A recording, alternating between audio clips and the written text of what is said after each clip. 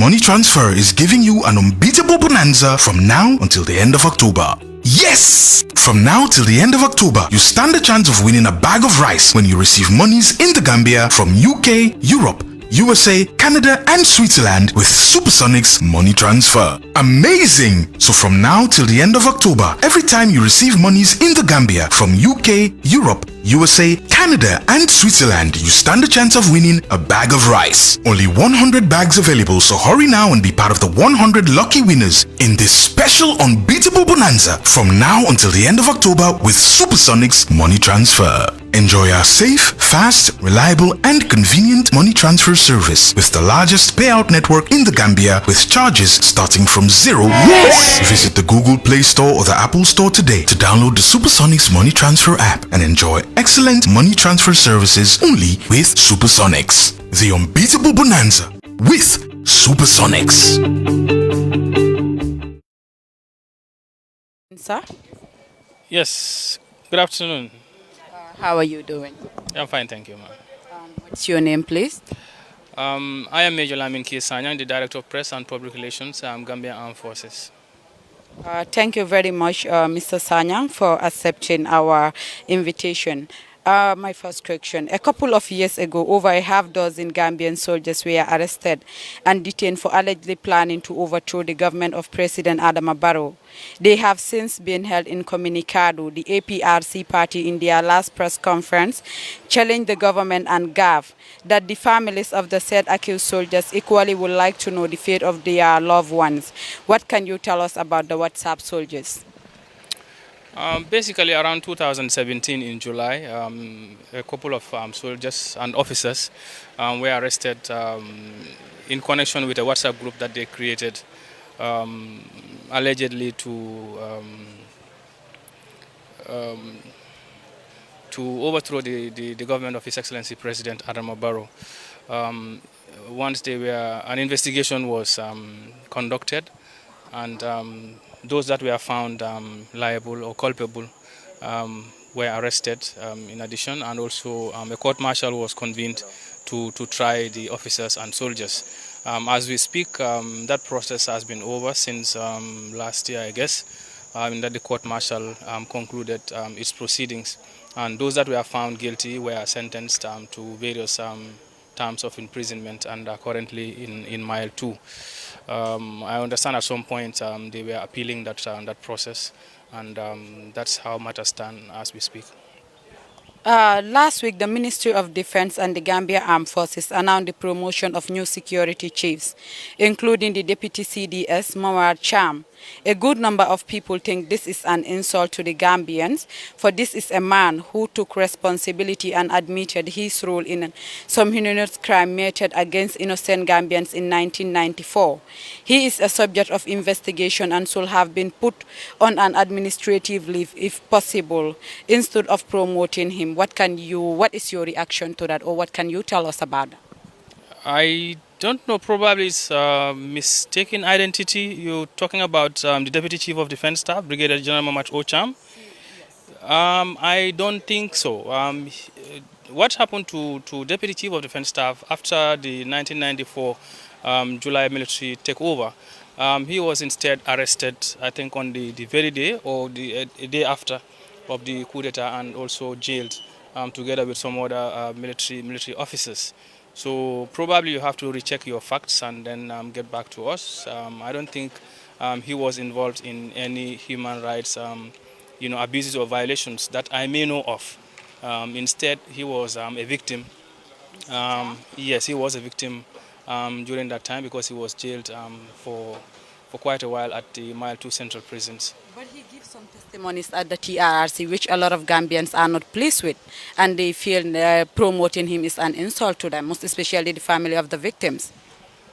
Probably, I don't know what his testimony had to do with the fact that he was a victim, and that was what testimony he gave at the TRRC. Whatever people have against him, I don't know. But what I know, his appearance at the TRRC had to do with the fact that he was a victim, and he was narrating the ordeal that he went through during that time. Recently, we have seen a lot of noise on the social media pertaining the dismissal of Corporal Omar Sarjo. And last night you released a statement. According to the statement that was released yesterday, ex-corporal Omar Sarjo gained admission into GAF with fake documents.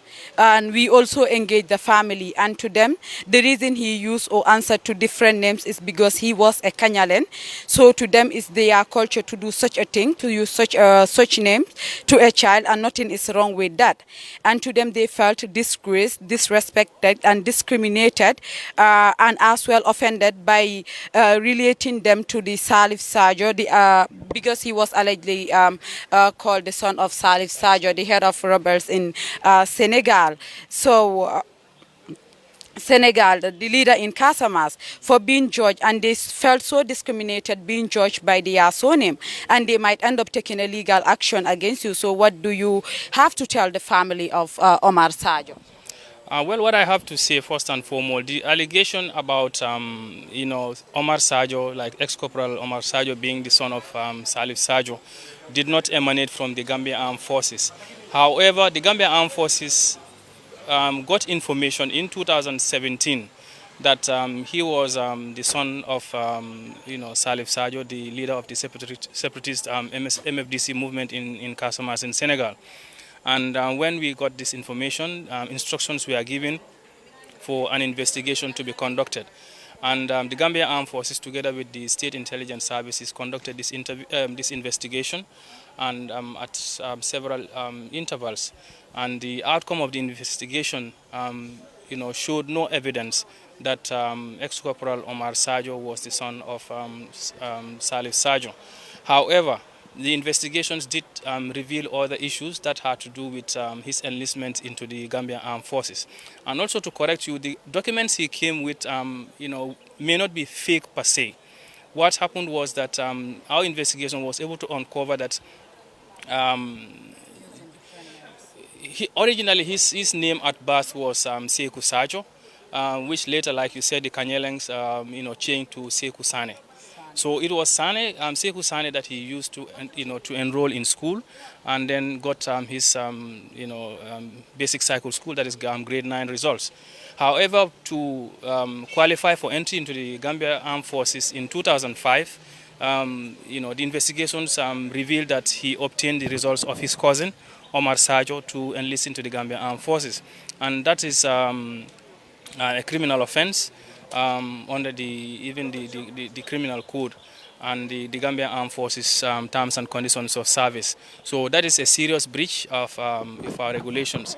I want to emphasize that cases like this, people coming with other people's results to enter or enlist into the Gambia Armed Forces, have been occurring, during every recruitment cycle. Fortunately for us, most often some of them are caught at the time of selection. And when the person comes and presents his credentials, we try to verify. And during the verification, most of them are caught and are sent away. However, the system, I cannot guarantee that it is foolproof. You may have instances where people will be able to beat the system, because you have to understand the way we do our recruitment, we rely on third-party evidence, like your birth certificate, your national ID cards, Alcalos attestation. All these are documents that people come with, school leaving certificates. So we do as much as possible to verify most of these documents. Even your school certificate, we will ask you questions like, when were you born? And then we will be able to do a calculation to see your age as at recruitment, as against your age. This is an example I'm giving, as your age when you were, when you claim to be born or gone to school. So sometimes we use some of those strategies to catch some of them. But his case is unfortunate, because the original intention of the investigation was not to verify or to establish how he joined the armed forces. It was to verify whether indeed he was the son of Salif Sarjo or not, which no evidence was available to prove that he was the son. However, in the process to verify who he was, we realized that he came with Omar Sarjo's documents, when in actual fact he is not Omar Sarjo. So it's something that is unfortunate. He is one of those courts who were able to beat the system. But like I said, we exercise due diligence in our recruitment process. But like I said also, it's not foolproof. But we make sure that anyone that comes through our recruitment process is thoroughly vetted to ensure that we don't bring in people with false credentials to join the armed forces. To the family, they have to understand that it has never been the wish of the armed forces to bring disrepute to them. If the exercise has brought shame on the family, it's something that we regret most profoundly. It is not targeted at him, per se. It was an instruction that we were given to investigate and establish an allegation. However, during the course of the investigations, these things came out. And, they have to remember he has been with us, a comrade for so long. So it's not targeted at them to humiliate them or to humiliate their son. But these are processes and procedures that are laid down. They are administrative procedures that each and every member of the armed forces has to abide by. It's unfortunate that it had to do with him. But to emphasize again, this thing, because I understand even on social media, people are with the impression that we just knew about this now. No. What brought this out was a press conference that was held by the National Security Advisor's Office in Bijilo. That's when this whole Omar Sarjo, issue came up. But the issue about him, and the investigation was concluded 3 years ago, and he left the armed forces, and that was it. But at no point in time did the Gambia Armed Forces claim that he is the son of Salif Sarjo. However, what we established as a fact is that the manner in which he joined the armed forces was by using documents that were not his own. But according to your statement, that was not your initial intention to investigate him and know whether he came to GAP with those documents or not. It was to confirm whether he's the true son of Salif Sarjo. And what can you tell us? What led to the suspension to investigate whether he's the son of Salif Sarjo or not? Because he's not the only Sarjo in the entire armed forces. Why was he the only one that was picked up to be investigated? Like I said, it's an intelligence tip-off that was given to the armed forces, and this is an allegation which is serious because it borders on national security. And as an armed forces, you don't take allegations like this lightly. We owe it to this country to ensure that the security of this country is protected at all times. So if any member of the armed forces, an allegation is brought against you, from any corners, it behoves on us. It is our responsibility that we owe the Gambian people to investigate that. That is why this is not an exception, but it's the procedure that we have in place, and any other institution also, I think, has the same must have the same kind of procedures to investigate allegations that are vetted or brought against their employees. So we owe it to the Gambian taxpayers to investigate the matter, to see if the allegation is true or not. The methods we use to investigate may vary, and that's how we were able to establish, in addition to establishing whether he is the son or not, to also find out other details. But like I said, no one is immune to this kind of investigations. During recruitment, people come with false, credentials, and we are able to detect them.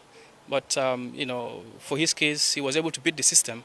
But Providence caught up with him, in this kind of manner, which is unfortunate to say the least.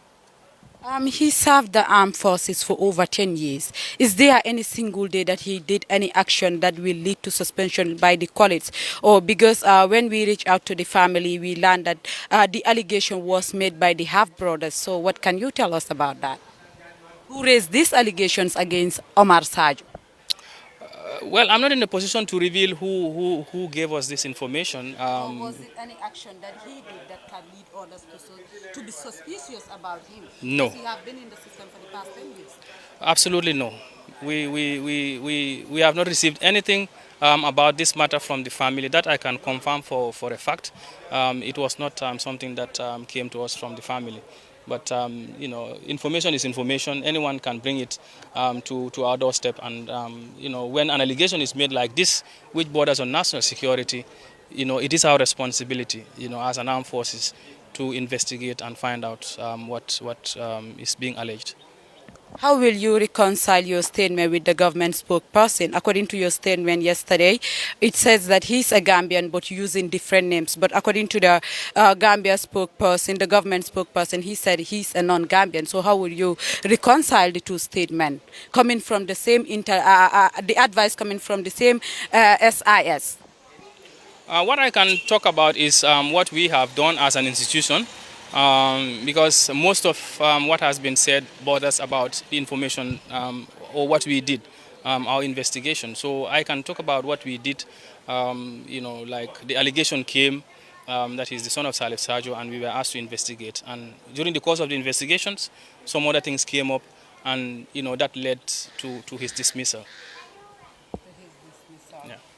We learned that Omar just hired a lawyer to defend his human rights violation and alleged human rights violation, and as well the alleged defamation of character. So what do you think will happen if he is proven to be innocent by the court of law? What will happen to GAP and the government institution? Well, I can just talk about what we did as an institution, like I said, about the investigation that we conducted, because this is just to clarify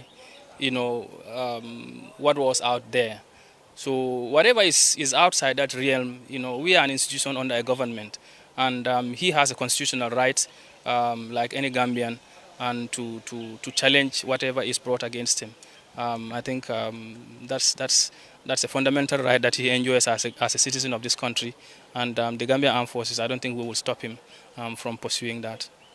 Yesterday, we have seen the people of Quebeca village in their large numbers manifesting the grievance against the sack of Omar. And this might turn to something else if nothing is done. What are you doing, or what advice do you have for those people to avoid funny situation, the protest or the demonstration turning into a riot also? Well, I don't think I'm the appropriate authority probably to give an answer to that. The only advice I can give is just that we exercise restraint, and yeah. Fair enough. November 11 is fast approaching, and this was a very tragic day for all Gambians, most especially the army. And we have seen how the families of these victims express frustration at the TRRC, saying that they have been ignored by the government and GAF. Are you in touch with the victims' families? After the assumption of command of the Gambia Armed Forces by the Chief of Defence Staff, Lieutenant General Yakuba A. Drame, the Chief of Defence Staff deemed it fitting to pay courtesy calls on some of our strategic partners. And like to come to your question about the victims of the last 22 years, the Chief of Defence Staff visited the victim center in, I guess it's around Senegambia. And we had a very fruitful and constructive engagement with the chairman of the victim center and some of the victims that even came to attend the meeting. We had the likes of Aisha Jame, I guess, and the son of the late Deda Haidara, Mr. Kijera, the chairman. Most of the members from the victim center were there to welcome the Chief of Defence Staff.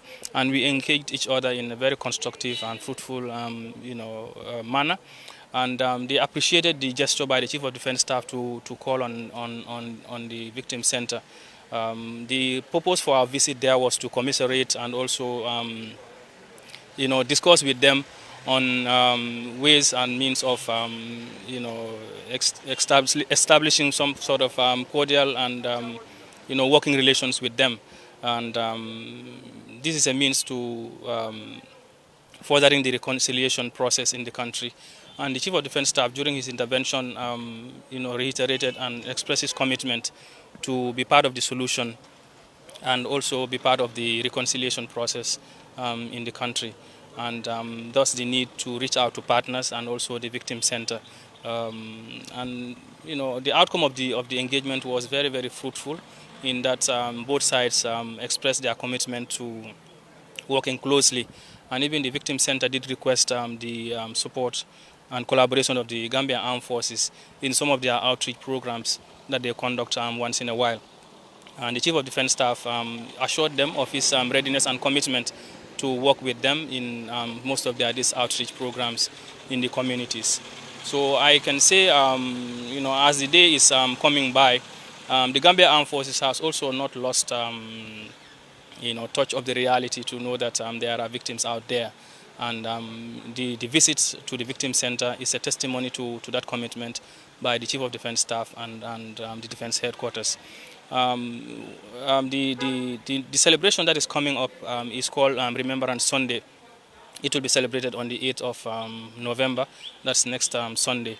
And this is a commemoration of the sacrifices that were made by the veterans who went to the Second World War to fight to free humanity from the clutches of tyranny.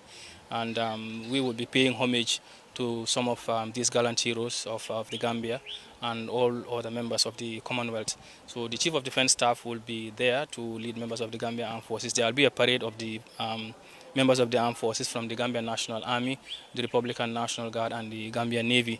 And also the World War veterans will also be parading and also marching before the cenotaph in Banjul. The commemorations will be led by His Excellency the President, who will be represented there by High Excellency the Vice President.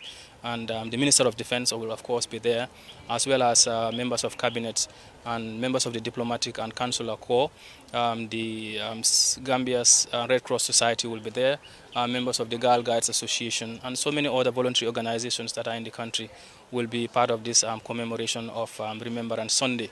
And the program starts at 9 a.m. Prompt, and it is going to be a very solemn kind of occasion. Like I said, we will be remembering our fallen heroes who died for the sake of humanity, for our freedom and our peace. And from there, we'll be heading to the War Cemetery in Fajara, where we'll be joining the British High Commission to continue with the celebrations, where we'll also pay homage and also pray for the dead. For the sacrifices that they have made for humanity, and that will be it will be followed by the one we will have at the Makati Square in Banjul on Sunday, 8th of November. We are calling on the members of the public to come out in large numbers. Let them not look at this celebration as a celebration for only members of the Gambian Armed Forces, because this we have observed that all these years, very few people turn out to attend these commemorations. However, due to the COVID, I think we need to emphasize on that. Due to the COVID restrictions, we are trying to control the numbers that will be coming out in attendance, and also to be, to be ready to observe the social distancing, and also wearing of, other, WHO. Instructed, wearing a face mask, keeping social distance, and so on and so forth. So even the one at the Fajara War Cemetery will be in like manner. We'll try as much as possible to limit the numbers of people that will be coming out there, and also maintaining social distance and so on and so forth. So it's a day not only for the Gambia Armed Forces, but for the Gambia. Every Gambian and member of the Commonwealth, because the sacrifices that they have made, have led to the freedom and peace that we are enjoying, today, since the Second World War. Sunday will be the Sunday Remembrance Day. Yes, during your meeting with the Human Rights Centers, we learned that there was a lot of promises made, like giving support. Have they received any support, or have GAF fulfilled any of the promises made on that day to these families? Well, it's not like a promise we made. They requested our support and collaboration anytime they want to engage in any outreach programs with some of their victims. And the Chief of Defense Staff did not hesitate, and but gave them the assurance that we are always ready and willing to cooperate with them. So and we have made to them known our position on that matter. And anytime they request, from us, we are definitely ready and willing to go along with them on that outreach program. We have also seen officers that participated on those incidents in the 1994. Today, they still serve the armed forces, which a lot of Gambians are not pleased with, and they felt those people should be sent on suspension and investigation should be done. But they still work freely on the street and as well still working with the armed forces. What are you guys doing to communicate or to educate the public how these procedures goes, or what are you guys doing to avoid such actions? Because a lot of people are not pleased seeing people like Alaji Martin. He testified that openly at the TRRC that he participated and others as well, but they are still with the armed forces. We have to understand that the Truth, Reconciliation and Reparations Commission is still ongoing. The proceedings are still ongoing, and it's a process. And the Gambia Armed Forces, from the inception, has been, cooperating and collaborating with the Commission, with their request to provide, members of the Armed Forces who are adversely mentioned, and even some who are, requested to appear before the Commission to give their testimonies. And to answer to the outcry from the public about what GAF is doing, you may recall there were some members of the armed forces. One was dismissed, I can remember, Warrant Officer Class 2 Lamin. He was dismissed as a result of the recommendations that were sent in from the Ministry of Justice to the armed forces to dismiss him from the armed forces as a result of the testimony that he gave, which by their assessment was not truthful. And for the case of General Martin, also, instructions were given to put him on administrative leave or suspension, as the case may be. And the Gambia Armed Forces did comply with that to make sure that the TRRC is able to do its job as expected. So by and large, I can say, the Gambia Armed Forces is cooperating and collaborating with the TRRC process, in that, most of the instructions that have been sent in or the recommendations have been implemented by the Gambia Armed Forces without hesitation. You may recall even the excavation that was done in Yundum Barracks. The Gambia Armed Forces cooperated in that to facilitate the whole process. But like I said, the TRRC is a process, and it's still ongoing. So we just give it time. Whatever comes in the interim, for us to implement or to take action, we definitely have shown, especially with what we have shown so far, to comply with the commission. But we craving the indulgence of members of the public to exercise some little amount of restraint and also patience, so that we see the process through, because some of our members are also equally, victims, and also waiting for justice. So it's a matter of a question of being patient and being able to exercise some kind of patience, like I said, until the whole process unravels. So once the whole proceedings are done with, a report will be submitted with recommendations and some findings. And once we get to that stage, we will we'll know what to do. What is your final message to our viewers? Well, the final message is that the Gambia Armed Forces is on a reform path, in line with the wishes and aspirations of the government of the Gambia, and these reforms, we will ensure that we go through it, as is required, to the wishes and aspirations of all Gambians. We would intensify our civil-military relations, efforts, and even in the communities and the units from Banjul to Basse, our men and women in uniform are coming out and also working very hard to ensure that people's safety and their properties is ensured at all times. So for the area of civil-military relations, this is an area that is very, very important and crucial for the Gambian Armed Forces, because we need to win the hearts and minds of Gambians. So that's an area that we are working very hard on and tirelessly on. And also the relationship with the media also, you may recall, it has improved tremendously.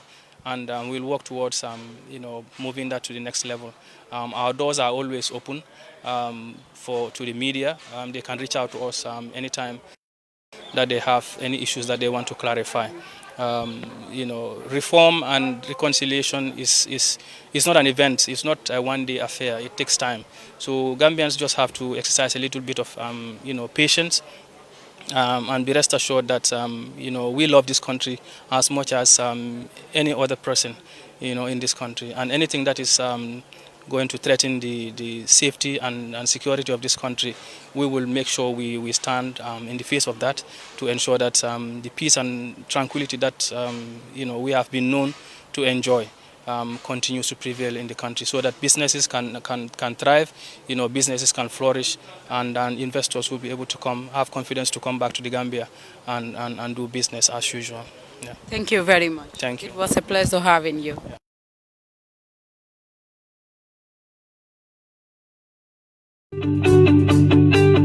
Supersonic's money transfer is giving you an unbeatable bonanza from now until the end of October. Yes! From now till the end of October, you stand a chance of winning a bag of rice when you receive monies in the Gambia from UK, Europe, USA, Canada and Switzerland with Supersonic's money transfer. Amazing! So from now till the end of October, every time you receive monies in the Gambia from UK, Europe, USA, Canada and Switzerland, you stand a chance of winning a bag of rice. Only 100 bags available, so hurry now and be part of the 100 lucky winners in this special unbeatable bonanza from now until the end of October with Supersonic's money transfer. Enjoy our safe, fast, reliable and convenient money transfer service with the largest payout network in the Gambia with charges starting from $0. Yes! Visit the Google Play Store or the Apple Store today to download the Supersonics Money Transfer app and enjoy excellent money transfer services only with Supersonics. The unbeatable bonanza with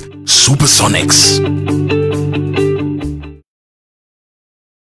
الرحيم الحمد لله رب العالمين والصلاة والسلام على من لا نبي بعده نبينا وحبيبنا محمد صلى الله عليه وآله وصحبه وسلم بعد ولو لمر لالو أني جيب لالو برنامج من كانالو كان ولم من يندكك إن شاء الله وبرنامج من كاسم بالينا ولم نت بامبو دمفا ani Alhaji Ibrahim Ba Mama Koto Seattle, Washington atebe Vancouver danala len lungo men wala be kala jumalungo luti jumalungo wuraro janna wato tala lulu nin tala wuraro kada tala woro alla mo ni maka na lafida ka jube fanam albetala mindo wala mu Gambian Talents TV ala barika.